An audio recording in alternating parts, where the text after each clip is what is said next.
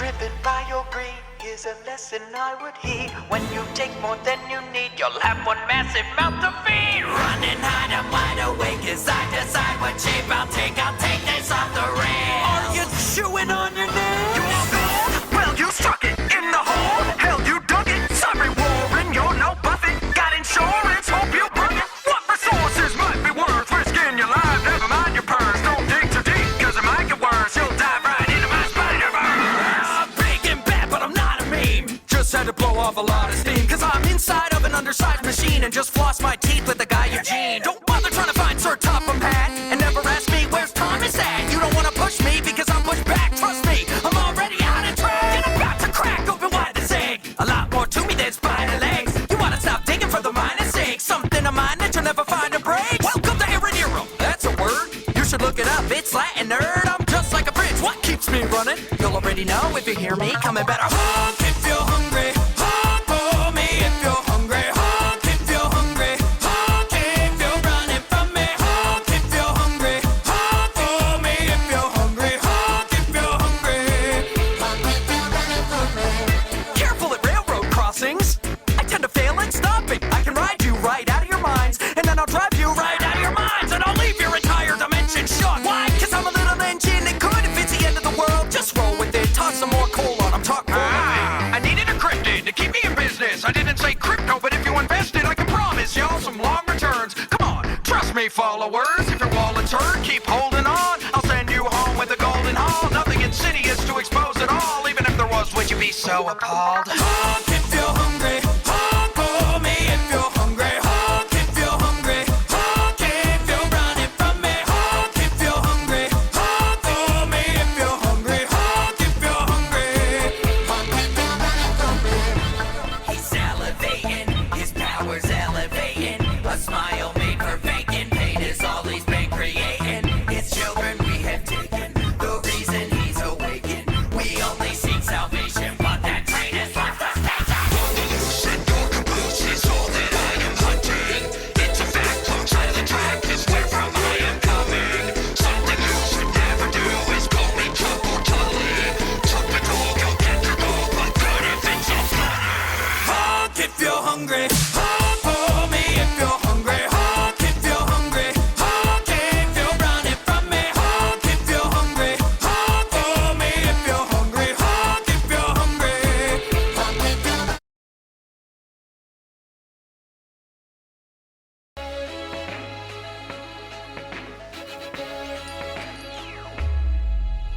Choo-choo, I'm a hungry pig. Choo-choo, food makes me big. Choo-choo, I'm a hungry pig.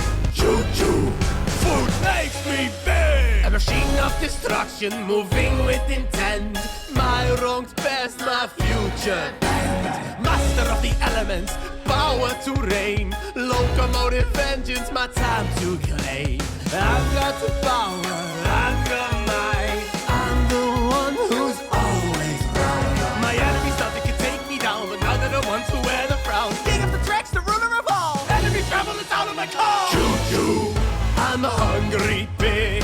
Choo-choo, food makes me big. Choo-choo, I'm a hungry pig. Choo-choo, food makes me big. Choo-choo, I'm a hungry pig. Choo-choo, food makes me big. Choo-choo, I'm a hungry pig. Choo-choo, food makes me big. I'm the terror of the tracks, the nightmare of the rail. My enemies cower as I unveil. My strength and power are matched by any. I'm the locomotive that's feared by many. With my spider legs I can climb and crush all my enemies one at a time. I'm the master of the elements, the king of the land. I'm in control and I've got command. Choo-choo, choo-choo, choo-choo, choo-choo. I'm a hungry pig. Choo-choo, food makes me big. Choo-choo, I'm a hungry pig. Choo-choo, food makes me big.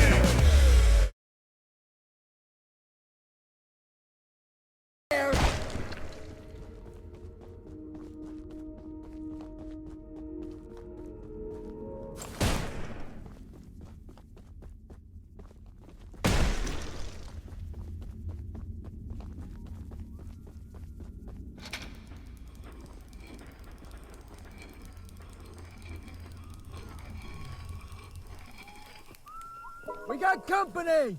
That guy, over there!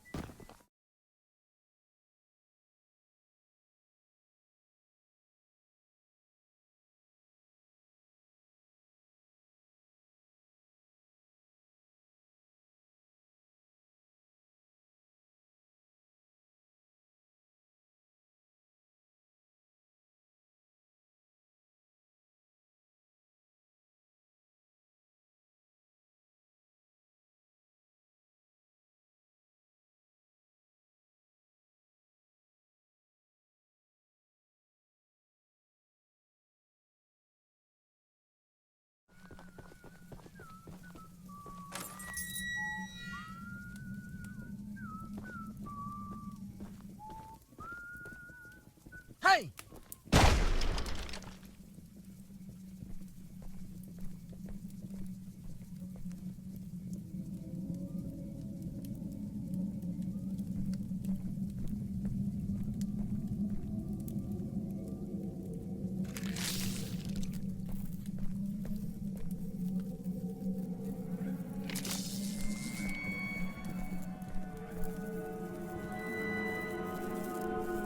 Step away from the shrine, stranger.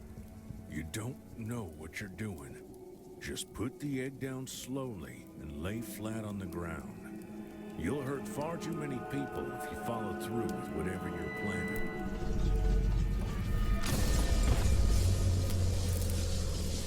No! No! You fool! You've doomed us all!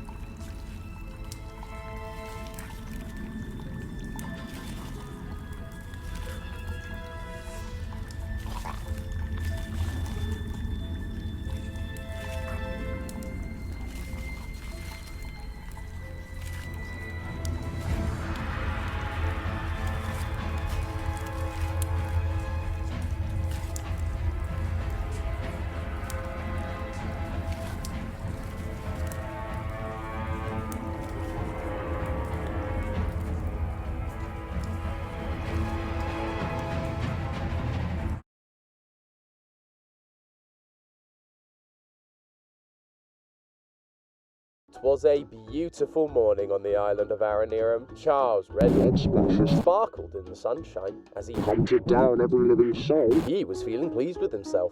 What a very useful engine he was. Hello, Internet!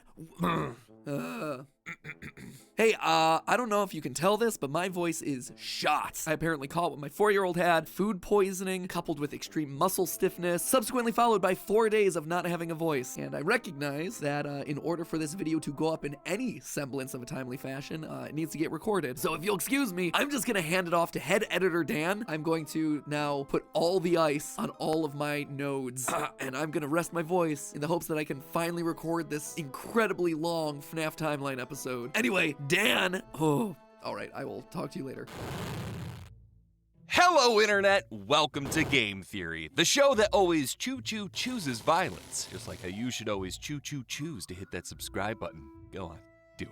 And I can't believe Matt made me read that. Yes, hi, hello. It's head editor Dan stepping in for a very sick Matt whose voice apparently has died and gone to theory heaven. But enough about that. Dear viewer, let me introduce you to Choo Choo Charles, an indie horror game where your goal is to stop an unstoppable man-eating spider train. Wow, he really does not like fire, does he? You can just give up. I don't know if you've noticed this. You're not making much progress here, bud. Okay, the moderately stoppable man-eating spider train. Ooh. Oh, you can't get me.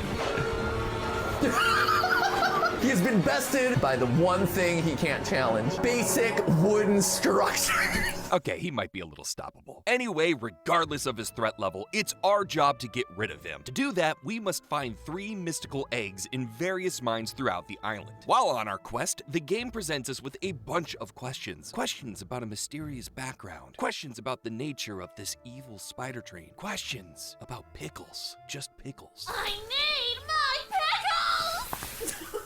Oh, this is gonna be a good episode. Wrong you are, Matt Pat. This is going to be a great episode. So what secrets are lurking in the corners of the island of Aranirum? All aboard the crazy train, loyal theorists, because this episode is about to go off the rails. God, why does he write these puns? Let's start with the simplest question first. What exactly is Charles? I've repeatedly called him a man-eating spider train, and if you play the game normally, yeah, that's largely what you're gonna walk away thinking. But if that's your understanding as to the true nature of Charles, then shoot dang, my friend, you are wrong. It turns out Charles isn't actually a train at all. I know that sounds crazy considering I'm talking about a nightmare fuel-injected version of Thomas the Tank Engine, but stick with me here. One of the earliest missions in the game is to unlock a chest for a man named Daryl. Inside that chest is a stone tablet that seems to be depicting people fighting off a giant spider monster. Huh, now doesn't that sound familiar? The fact it is literally carved into a stone tablet and looks like an early caveman drawing implies the spider creatures have roamed the land of Aranirum for tens of thousands of years. It would seem to suggest that the spider and the train are 2 separate pieces, and the spider ultimately came first in a sort of twisted chicken and egg scenario. This also makes sense based on the way the island was named. The island is named Aranirum based on the word Arania, Latin for spider. So where does the train part come in? Well, to understand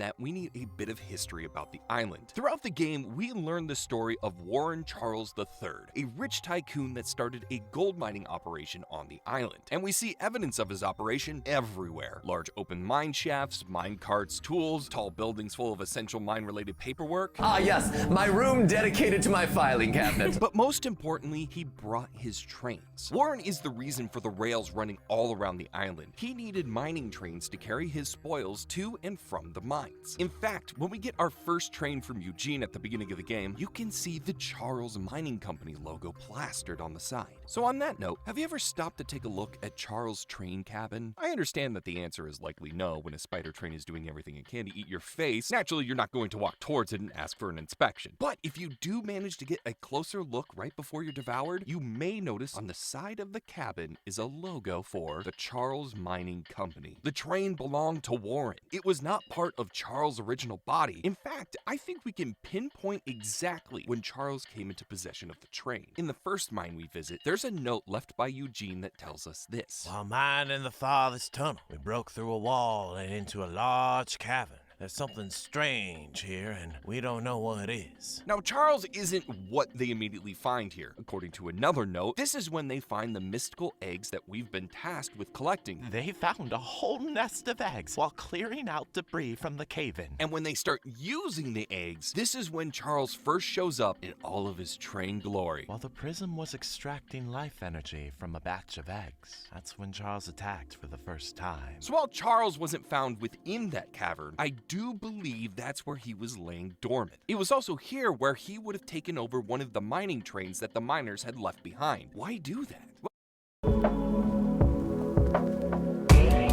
Had left behind. Why do that? Well, humans have advanced a bit since the old caveman drawing days. Their technology is better, more deadly. No longer are they fighting with bows and spears. They have guns and flamethrowers and bazookas. Bazooka's just a fun word to say, guys. Let me have that. Plus, Charles has proven himself to be strangely intelligent. Quote, I've been staking out the area for days, and Charles has never crossed the old wood bridge. Somehow the beast is cunning enough to know it's dangerous. Charles saw the explosives and mining equipment and quickly realized he couldn't survive an onslaught with those more advanced humans. So, he used what was around him, the mining train that the crew had been using to transport supplies to and from the mine. This gave him a layer of protection from their bullets and made him far more deadly. Which leads us to the events of the game and stories we hear about the rich tycoon Warren Charles III. While we, and the rest of the island, want to take down Charles, Warren appears to have other ideas. He has hidden the eggs in 3 mines across the island, which means that nobody is able to summon and fight Charles. He even takes away the weapons of the locals in order to stop them from even attempting to fight Charles. My late husband built a gun to help fight Charles,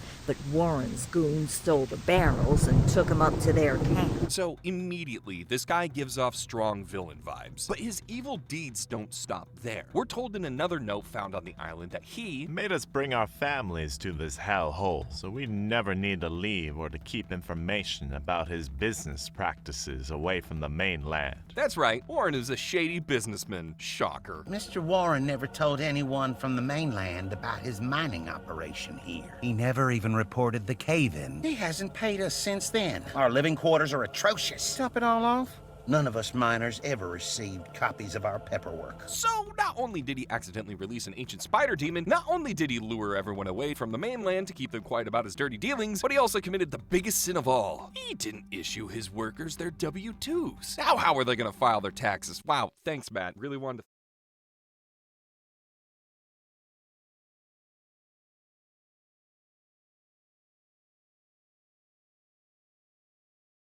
now. Though I have to ask, what did you expect from a guy with a horseshoe mustache, cowboy hat, and yellow suit? Call me crazy, but with an outfit like that, trustworthy isn't the first thing that springs to mind. Banana cowboy is what immediately springs to mind. Editor, can we get a banana cowboy? Oh, that is excellent. That said, there are even larger accusations being thrown at Warren. The local theorist Greg, a conspiracy theorist, suspects that Warren may actually be using Charles in a plot to take over the world. And you can tell that Greg is trustworthy because he doesn't wear a yellow suit. In fact, he's so trustworthy he doesn't wear anything. According to Greg, Warren Warlord III is trying to hatch and raise more of these 8-legged critters. A whole army for who knows what purpose. Warren must have realized how powerful these things are, and rather than protect us from them, wants to use them to take over the world. So there we have it. Case closed. Warren is in cahoots with Charles and is trying to conquer everything, right? Wrong. You guys know Matt. You know that Matt personally loves yellow jackets. You guys also know that Matt isn't going to just trust any theory out there, especially when the accuser signs his name Genius Extraordinaire. So we did some digging to see whether Warren was really the mustache-twirling villain everyone thinks he is. And if you go through the game and find all the notes, you start to see a different side of the story. A note you find in a random shack on the northeast side of the island tells us that the Charles family is rather wealthy, with lots of success in the mining industry. However, the writer goes on to say, I'm surprised he's choosing to take such a risk here. Some people have taken this to mean that Warren knew something everyone else didn't, that he knew about the eggs. If this family was so wealthy, why would he risk coming to the island just for the sake of gold? And while that certainly makes a lot of sense, it's far from the only interpretation. In fact, if you find more of the lore sprinkled across the island, you'll quickly come to learn that Warren isn't as wealthy as everyone thinks he is. During the mission for Ronnie, in the center of the island where we have to climb climb a series of old towers built by Warren to retrieve some paperwork, there's a note you can find that tells us we'll need to strike gold fast if we want any chance of avoiding bankruptcy. The note is written in the first person. It's from the perspective of a person who set up this mining operation. And given these towers are where important employee paperwork is filed, files that Ronnie tells us no employee ever received, it gives me reason to believe this note is from none other than Warren himself. He set up the mining operation. He was looking for gold, and it's all because his company was running out of money. He wasn't necessarily bankrupt from the expedition, but he wasn't far off, and this was a last-ditch effort to save the company. That's why he took the risk. It wasn't for the spider eggs, thank God. It really was for gold. Again, I've seen people online suggest he was looking to sell these eggs for profit, only to realize how dangerous they were. But that also doesn't line up with what we see in the game. The character Gale tells us that while under Warren's orders, he was responsible for hiding the eggs and protecting them. We also see this echoed in a note from one of the mine shafts. Make sure nobody goes near the egg. If you see anyone that shouldn't be there, shoot them immediately. No risk can be taken. As soon as it finishes, kill it and bring the body to me. He's talking about the spider eggs hatching. He's doing the exact opposite of what Greg was expecting. Rather than raising them to make an army, he's actively trying to kill them once they hatch to stop more death from occurring. Warren isn't selling the eggs, he's actively hiding them, locking them away, and then having armed guards protect them from being stolen. He fears that destroying the eggs will only anger Charles and make him stronger. Step away from the shrine, stranger. You don't know what you're doing. No! No! You fool! You've doomed us all! That's not an option. So instead, the only solution is to isolate the eggs, wait for the baby spiders to hatch, and then kill them. What's even less evil is that after the Charles incident, Warren starts evacuating people, at least according to the note from Gale. Yeah, everyone on the island is convinced this guy is evil and wants everyone to stay and die on the island, but at least to start with, that wasn't actually the case. I've been praying someone from the first evacuation group would just send back another boat, but I guess they all think that George's supply boat is still evacuating people. Fun fact, we actually know someone that was on the first evacuation boat. During the game's tutorial, we hear this line.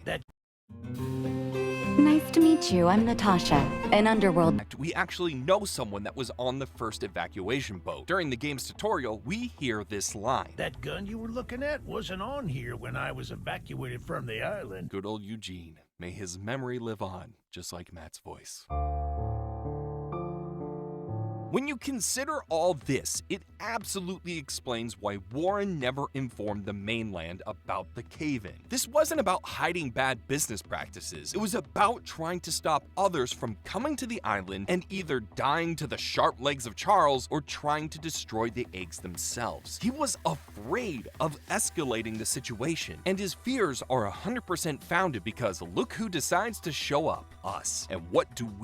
Escalate the situation. We kill Warren's guards. We steal the eggs. We try to do the exact thing Warren was trying to prevent. Destroy the eggs. And lo behold, it makes Charles stronger. The only mistake Warren made was doubting us. He didn't expect us, or anyone, to be able to win the final battle. But can you blame him? We're talking about a giant hex spider protected by a train shell. I'd have my doubts too. Warren isn't the villain of Choo Choo Charles. He's just a businessman desperately digging for gold to try and save a dying family business, only to unearth a horrible monster instead. And if that wasn't bad enough, his employees abandon him. They all turn their backs on him and betray him. He saw the danger that was in front of them and actively tried to prevent Charles from becoming stronger. He evacuated people from the island and he didn't tell anyone else about it so there wouldn't be more deaths. And what did he get for his good deeds? Some face-to-face time with a monster he tried so desperately to keep contained. Or maybe, just maybe, Warren knew something bigger and something more dangerous was coming. And I'm not talking about the cave full of Charles eggs that show up during the post-credit scene. Oh no, my friends! I'm talking about this ominous warning found in a hidden note from one of the shrines. Beware the bus. His name is Gus. He's not on the island, though, so don't worry too much. When you go back to the mainland, don't ride the bus. Gus bus. Bus the Gus. He's bad and fast. Charles